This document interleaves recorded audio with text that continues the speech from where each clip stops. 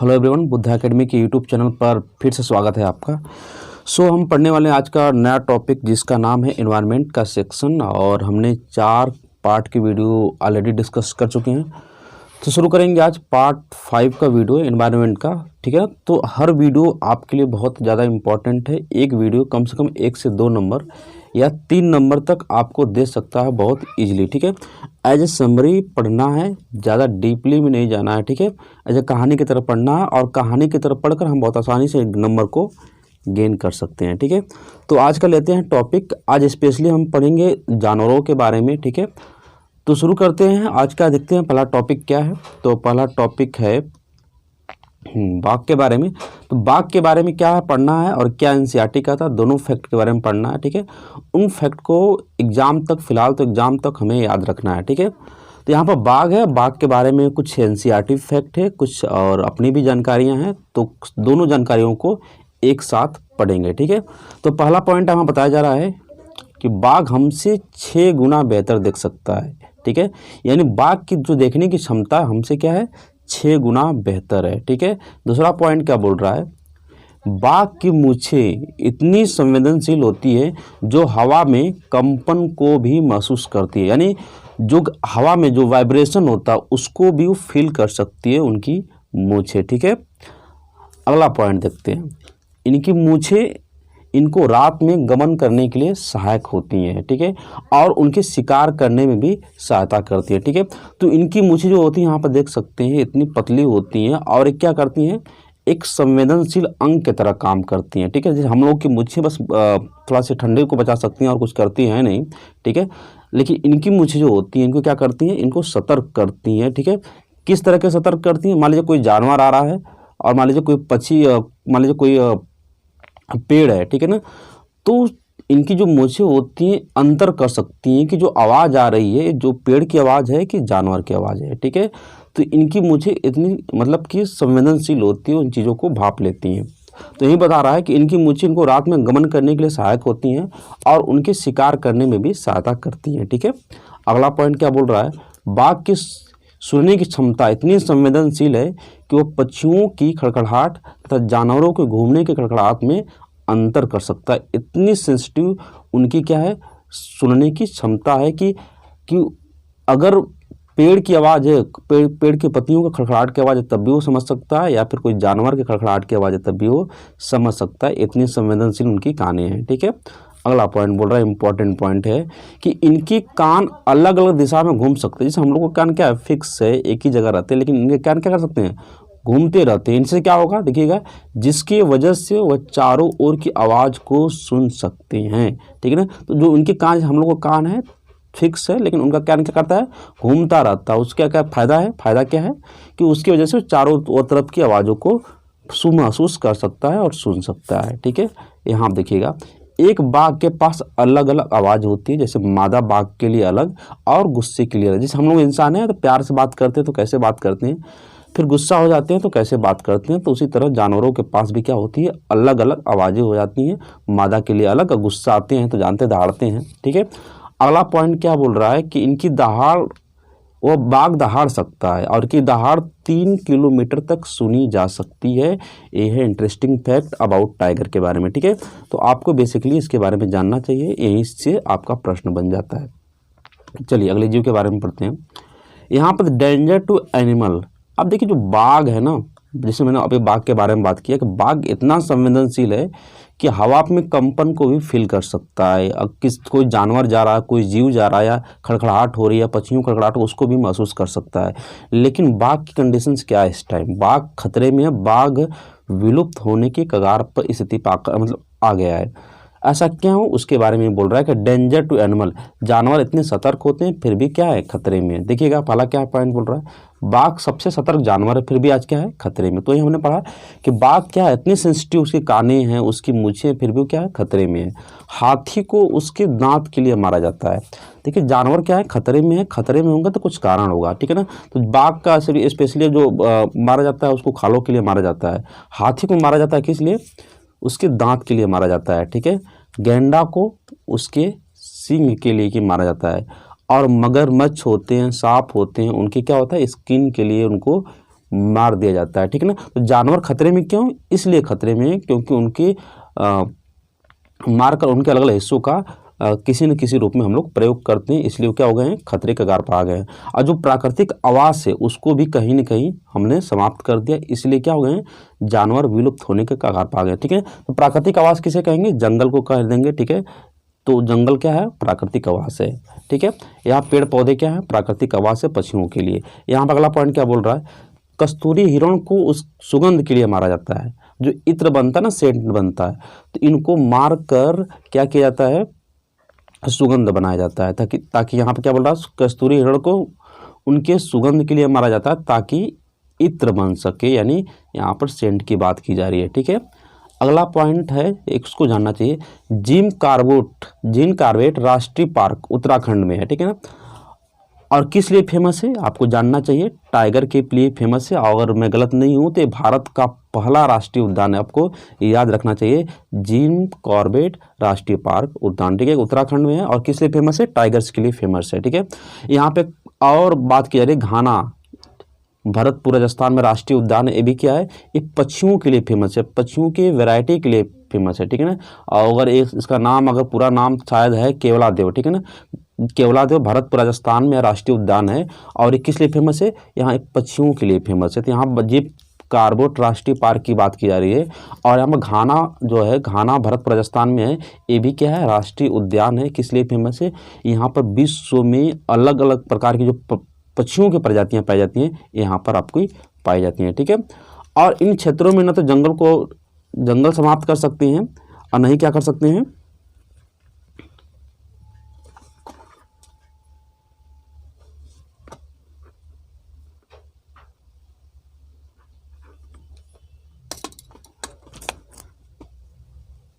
इन क्षेत्रों में तो जंगलों को समाप्त कर सकते हैं, नहीं क्या कर सकते हैं, पक्षियों को या पशुओं को मार सकते हैं, ठीक है ना। क्या है,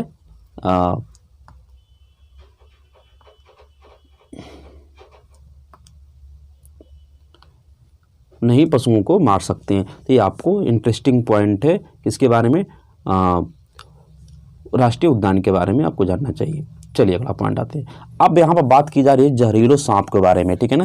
तो भारत में कितने प्रकार के जहरीले सांप पाए जाते हैं, हमें उसके बारे में पढ़ना है। तो भारत में स्पेशली क्या होते हैं, 4 प्रकार के जहरीले सांप पाए जाते हैं, हमें उसके बारे में पढ़ना है। उन चारों सांपों का नाम भी आपको ध्यान में रखना पड़ेगा, ठीक है। तो चारों सांपों का नाम क्या है, कोबरा, करैत, डुबैया और अफाई। हालांकि 2 सांपों के नाम से आप तो परिचित होंगे, लेकिन 2 नाम और आप याद रख लीजिएगा, डुबैया और अफाई। तो भारत में 4 प्रकार के जहरीले सांप हैं और उसका नाम भी क्रमवार आप याद कर सकते हैं, कोई किसी भी क्रम में कोई दिक्कत नहीं, लेकिन 4 प्रकार के होते हैं, ठीक है, कोबरा, करैत, डुबैया और अफाई। चलिए इनके बारे में और इंटरेस्टिंग फैक्ट क्या है, इनके बारे में और पढ़ लेते हैं।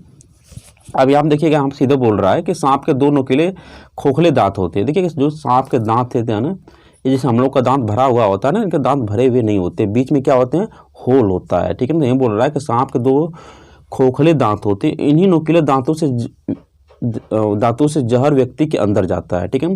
तो यहाँ पे क्या होता है, जब सांप गुस्सा होता है ना, तो उस जहर का, यहाँ देखिएगा, यहाँ पर जहर ग्रंथि है, यहाँ से जहर स्रावित होने लगता है, और जब स्रावित होता है तो ऊपर जाता है, तो खोखला भाग आता है ना, उसी के माध्यम से वो जहर का स्रावित होने लगता है। और जैसे ही व्यक्ति को काटता है तो उस होल के माध्यम से, या जैसे यहाँ पर देख सकते हैं, यहाँ आप देख सकते हैं, कहाँ गया शायद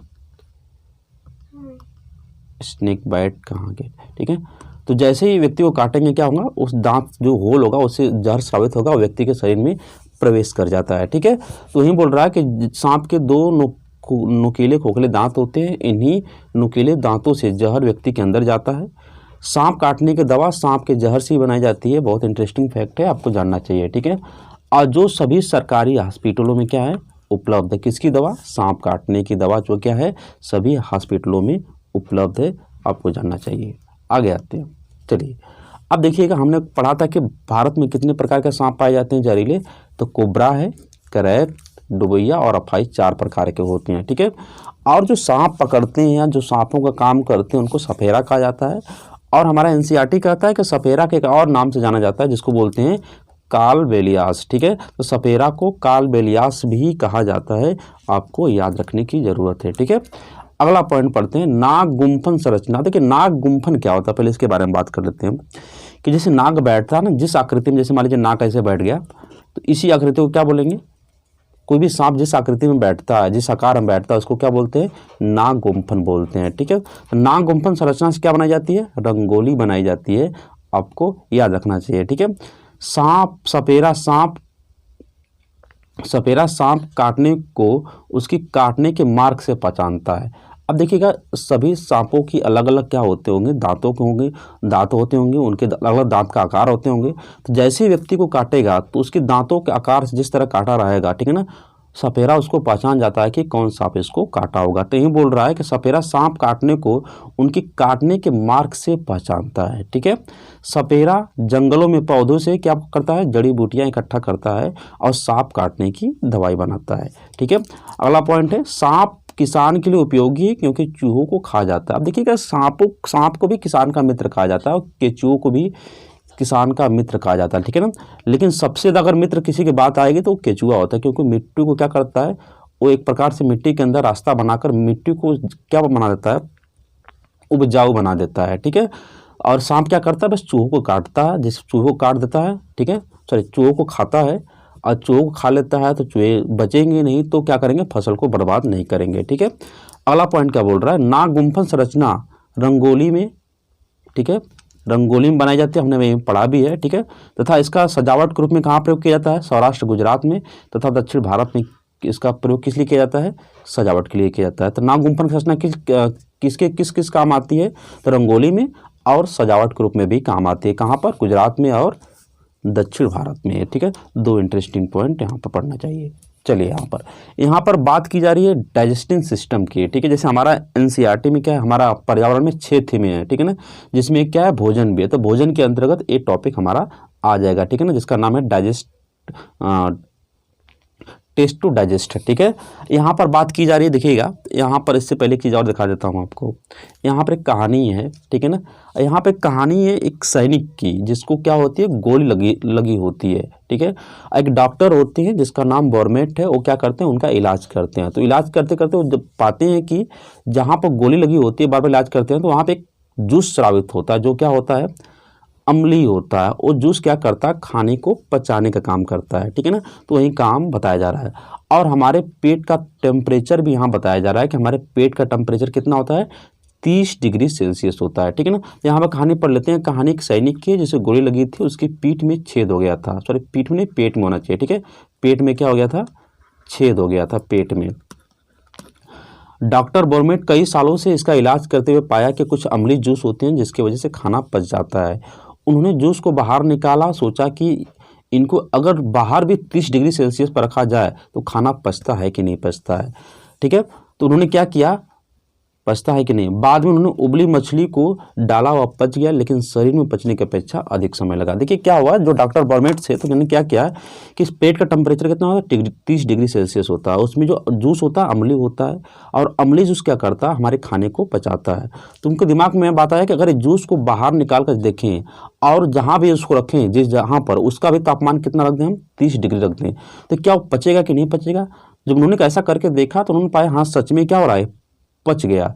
लेकिन जितना समय पेट में लग रहा था उससे ज़्यादा समय क्या हो रहा है, बाहर लग रहा है। ठीक है ना, तो यहाँ पर कुछ डाटा दिया गया है, एज इट इज आपका परीक्षाओं में पूछा भी है, तो इसको आपको लर्न करना पड़ेगा। ठीक है ना, जैसे उन्होंने क्या किया, पहले किस पर चेक किया, उबली हुई मछली को चेक किया। ठीक है ना, अब यहाँ बात करते हैं, यहाँ पर कुछ चीज़ें हैं जो पेट में पचती हैं, और जो चीज़ें जो हैं, एक गिलास में अगर जूस को रख कर उसका टेम्परेचर 30 डिग्री कर दिया तब वहाँ पर पचती हैं। ठीक है, तो यहाँ देखना, बिना उबला हुआ दूध कितना पेट में पड़ता है, 2 घंटे 15 मिनट पचता है। लेकिन अगर एक गिलास में रखकर 30 डिग्री टेम्परेचर कर दिया तो अब कितना समय लगता है, 4 घंटे 15 मिनट का समय लगता है। ठीक है, अगर यहाँ पर देखिए दूध जो है, उबला हुआ दूध है, ठीक है, तो 2 घंटे पेट में पच जाएगा। ठीक है, लेकिन बाहर 4 घंटे 15 मिनट पर। ठीक है ना, पूरा उबला अंडा 3.5 घंटे में पेट में पच जाता है, लेकिन बाहर 8 घंटे में। ठीक है ना, तो एज ए डाटा है, आपको याद रखना। देखिए आधा उबला अंडा 3 घंटे में पचेगा, लेकिन बाहर कितना, ग्लास में 6.5 घंटे में। कच्चा अंडा 2 घंटे में पच जाता है पेट में, लेकिन ग्लास में कितना टाइम लगेगा, 4 घंटे 15 मिनट का। ठीक है, तो कुछ डाटा है, आपको इसी तरह ध्यान रखना पड़ेगा, क्योंकि पिछले सालों में एज इट इज ये डाटा परीक्षाओं में रख दिया गया था और पूछ लिया था, ठीक है। तो यहाँ आपको ध्यान रखना पड़ेगा। यहाँ देखिएगा कुछ चीज़ें थी। हमारे पेट का तापमान कितना होता है? 30 डिग्री होता है। और जूस हमारे पेट में प्राकृतिक रूप से अम्लीय होते हैं, जिसके बारे में हम लोगों ने बात किया है, ठीक है ना। अब देखिए चावल की फसल ज़्यादातर कहाँ होती है? एनसीईआरटी कहता है कि ज़्यादातर काला हांडी उड़ीसा में होती है, ठीक है। चावल यहाँ से बाकी जगह भी भेजा जाता है। इतनी ज़्यादा चावल उत्पादन के बावजूद काली हांडी में बहुत गरीबी। देखिए बहुत इंपॉर्टेंट फैक्ट है। हमारा एक सब थीम क्या है? हमारा जो पर्यावरण के 6 थीमों में से एक थीम है भोजन। अब भोजन में एक सब थीम है जिसका नाम है, ठीक है ना, जिसका नाम है किसान और भुखमरी। एक उसी में से एक टॉपिक का हिस्सा है क्या?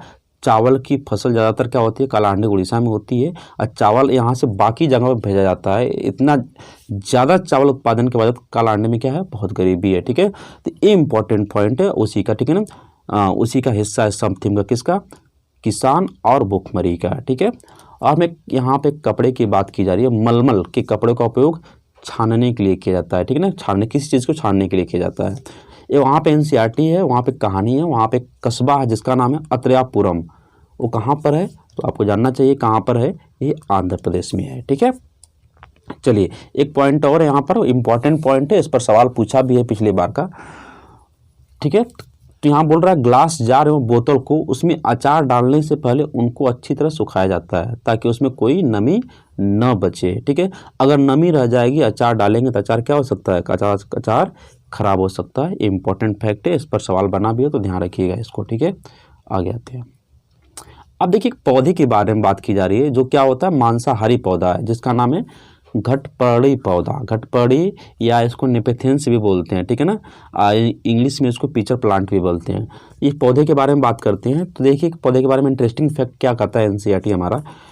कुछ ऐसे पौधे होते हैं जो मेढक, कीड़े, यहाँ तक कि चूहों को खा जाते हैं, ठीक है ना। उस पौधे का नाम है घटपर्णी पौधा, ठीक है ना। या फिर बोल सकते हैं नेपेथेंस पौधा या उसकी इंग्लिश में बोलते हैं पिचर प्लांट, ठीक है। अब देखिए अगला पॉइंट क्या बोल रहा है। उनमें से एक पीचर प्लांट, ठीक है ना, या घटपर्णी या नेपेथेंस पौधा है, ठीक है ना। पीचर प्लांट इसलिए उसको बोला जा रहा है क्योंकि इसका आकार क्या होता है? घड़े के समान घड़े जैसा होता है, इसलिए उसको बोला पीचर प्लांट या घटपर्णी, ठीक है ना। इसलिए घड़े के समान होता है इसलिए घटपर्णी इसका नाम पड़ गया। या नेपेथेंस पौधा भी है, ठीक है। यह ऑस्ट्रेलिया, इंडोनेशिया तथा भारत के मेघालय में पाया जाता है। ये इंपॉर्टेंट फैक्ट है, ठीक है। ये ऑस्ट्रेलिया में, इंडोनेशिया में और भारत के कहाँ पाया जाता है? मेघालय में पाया जाता है। आप देखिएगा हमने पढ़ा कि ये क्या करता है? मेढक को खा जाता है, कीड़े को खा जाता है, चूहों को खा जाता है। तो कैसे खाता है इसके बारे में कुछ विशेषता हैं यहाँ पर बताई जा रहा है, ठीक है। इसकी विशिष्ट खुशबू होती है जो कीड़ों को अपनी ओर आकर्षित करती हैं। इसकी आकृति घड़े के समान होती है और उसका मुंह पत्तियों से ढका होता है। जैसे यहाँ पर देख सकते हैं कि यहाँ ये क्या है? ऊपर एक पत्तियाँ हैं, ठीक है। ये पत्तियाँ हैं, पत्तियों क्या होता है? ढका होता है। और क्या बोल रहा है? जैसे कीड़ा उसके मुंह के पास आता है वो अपना मुंह खोल देता है। जैसे यहाँ पे कीड़ा का यहाँ ढका होता है, जैसे मुंह इसके पास आएगा कीड़ा तो मुंह खोल देगा तो कीड़ा क्या कर जाएगा? इसके अंदर चला जाएगा, ठीक है, और इसका भक्षण कर लेगा। इस पौधे का नाम क्या है? घटपर्णी पौधा। आपको इंटरेस्टिंग है, आपको जानना चाहिए। चलिए अब बात करते हैं वेलक्रो के बारे में। देखिए वेलक्रो क्या होता है? जैसे हम लोग सैंडल में होता है ना, सैंडल बैग, इसको देख रहे हैं, इसको हम लोग अक्सर क्या करते हैं? सैंडल में इसका लगा होता है, सैंडल में लगा होता है या बैग में लगा होता है, ठीक है। बेल्ट में भी लगा होता है, ठीक है, जूते में भी लगा होता है। तो इसको बोलते हैं वेलक्रो, जो चिपकता है एक दूसरे से, ठीक है। तो वेलक्रो की खोज कैसे हुई इसके बारे में बात करते हैं। तो वेलक्रो है, ठीक है, वेलक्रो के बारे में कहानी है। यह बात 1948 की है, ठीक है ना। जॉर्ज मास्टल ने इसका पता लगाया। किसने पता लगाया? ये आपको इंटरेस्टिंग फैक्ट है, जॉर्ज मास्टल। और जॉर्ज मास्टल रहने वाले कहाँ के थे? तो ये रहने वाले थे स्विट्जरलैंड के, ठीक है। कैसे पता लगा? यहाँ पे कहानी बताया गया है, समझिएगा इसको, ठीक है। एक दिन वो अपने कुत्ते के साथ आ रहे थे तो रास्ते में एक बीज देखा जो कपड़े से और कुत्तों के फर से चिपक रहा था। जब उन्होंने माइक्रोस्कोप से देखा तो उसमें यहाँ पर होना चाहिए, ठीक है, उसमें पतले पतले हुक लगे थे, ठीक है, जिसकी वजह से वह कपड़े यहाँ पर तथा होना चाहिए, ठीक है, तक नहीं, तथा कपड़े तथा कुत्ते के फर से चिपक रहा था। जॉर्ज ने भी इसी तरह की वस्तु बनाई जिसका उपयोग बैग, कपड़े, जूते, सैंडल और बहुत सारी वस्तु में किया जाता है, ठीक है ना। तो जॉर्ज मास्टल ने ऐसा देखा कि ठीक है, उस बीज को देखा और क्या था? उसमें पतले पतले हुक लगे थे और क्या उस हुक लगने की वजह से वो किसी कपड़े से या कुत्ते के फर से चिपक रहे थे। तो जॉर्ज ने उसका निरीक्षण किया तो उन्होंने ऐसा ही पदार्थ बना दिया जिसको बोला गया वेलक्रो बोला गया। ठीक है, बहुत इंटरेस्टिंग फैक्ट है, याद रखना चाहिए आपको।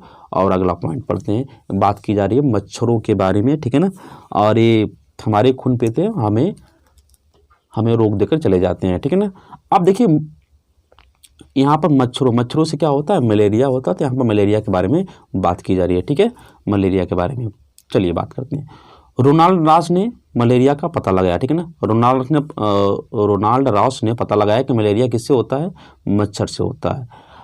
रोनाल्ड रॉस ने मच्छर के पेट में झांक कर देखा और इन मलेरिया का पता लगाया। ठीक है ना, तो रोनाल्ड रॉस थे, मच्छरों का पेट में झांक कर देखा और पता लगाया कि अच्छा जो मलेरिया होता है ना, इन मच्छरों से होता है। अब देखिएगा, इससे पहले एक मिथ भी हुआ करती थी कि नहीं, जो मलेरिया होता था वायु प्रदूषण से होता था। ठीक है ना, लेकिन जब रॉस साहब ने इसका पता लगाया तब से मिथ का खंडन हो गया है। ठीक है, तो यही बोला जा रहा है कि इससे पहले लोग मलेरिया को प्रदूषित हवा की वजह से होने वाले रोग मानते थे। ठीक है, यही बात है। यहाँ देखिए मलेरिया एक कोसी जूस होता है जिसे क्या बोला जाता है, प्लाज्मोडियम कहा जाता है। ठीक है ना, मलेरिया देखिए ये सबसे इम्पोर्टेंट फैक्ट यहाँ पर है, मलेरिया मादा एनाफिलिस से होता है, जो भूरी दिखती हैं और उनके पंखें कैसे होती हैं, चकत्तेदार होती हैं। ठीक है, अगला पॉइंट क्या है, मलेरिया की दवा कैसे बनती है उसके बारे में बताई जा रही है। तो कुनैन की छाल को पानी में उबाल कर छानते हैं। ठीक है ना, फिर पाउडर के रूप में बनाते हैं। अब इसकी क्या होती है, टैबलेट आती है, यहाँ पर हमारे एनसीईआरटी में बताया जा रहा है। ठीक है ना, यहाँ बताया जा रहा है आयरन की कमी से क्या होता है, एनीमिया होता है। इसके बारे में हम बाद में चर्चा करेंगे, लेकिन यहाँ पर दे दिएगा तो पढ़ लेते हैं। ठीक है ना, आयरन कमी से क्या होता है, एनीमिया होता है।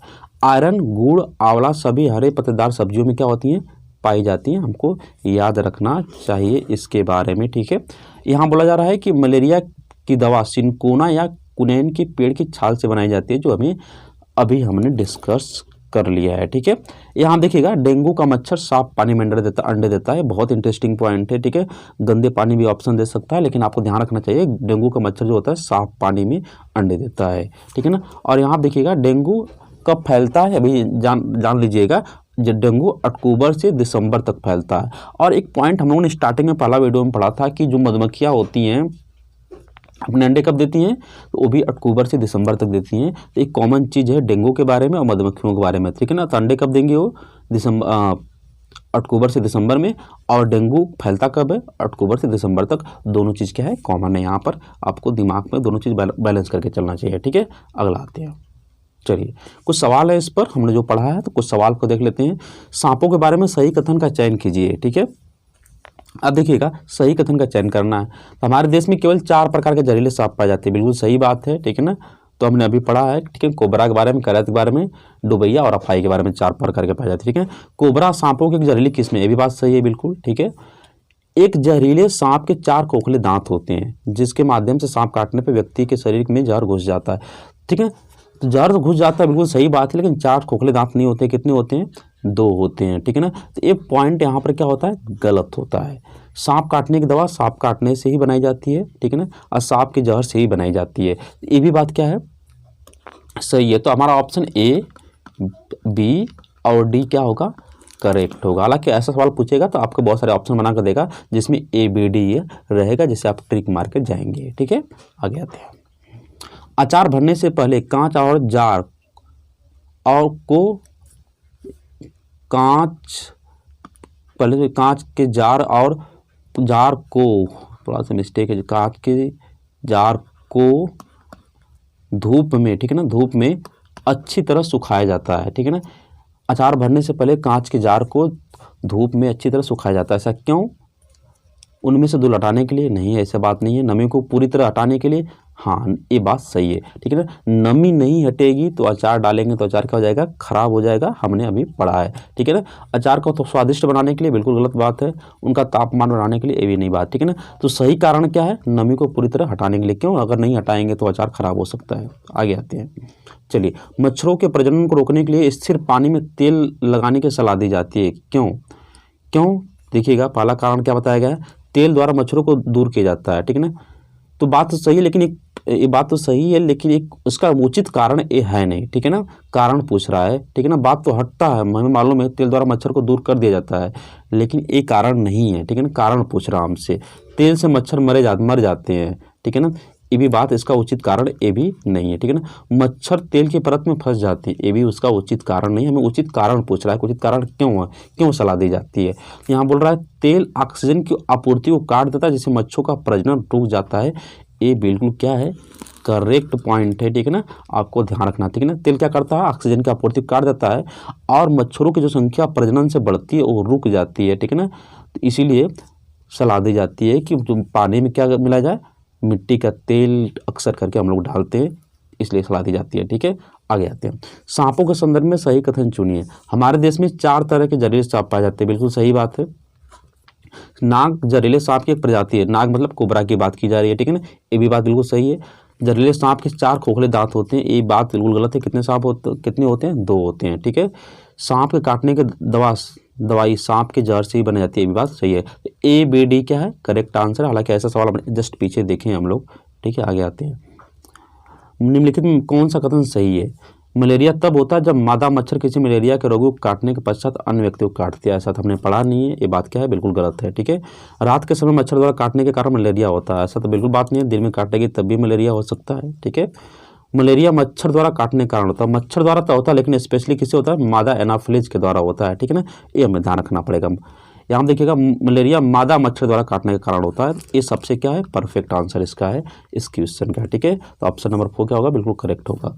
आगे आते हैं, अब घटपड़ी पौधा के बारे में बात की जा रही है, ठीक है। अब देखिए क्या भारत में नहीं पाया जाता है, बिल्कुल गलत बात है, भारत के मेघालय में पाया जाता है, ठीक है। मेढकों, कीड़ों, मकोड़ों और चूहों को चालाकी से फंसा कर खा जाता है, ये तो सही बात है। कीड़ों मकोड़ों को आकर्षित करने के लिए उच्च तारों की ध्वनि उत्पन्न कर निकालता है, ऐसा बिल्कुल गलत बात है। उनमें विशिष्ट खुशबू होती है जिसके द्वारा सभी कीड़े मकोड़े उनके पास ऑलरेडी आ जाते हैं, ठीक है ना। अब देखिए घटपड़ी पौधा का मुंह छोटे छोटे कांटों से ढका होता है, बिल्कुल गलत बात है, उनके पत्तों से ढका होता है। तो कौन बिल्कुल सही बात है, ऑप्शन नंबर 2 क्या है, बिल्कुल करेक्ट है, बाकी सब क्या है, गलत है, ठीक है। चलिए आगे आते हैं, चलिए यहाँ पे क्वेश्चन समाप्त होता है, ठीक है। वीडियो अच्छा लगा तो लाइक करके सब्सक्राइब कर दीजिएगा। मिलते हैं अगले वीडियो में, थैंक यू सो मच।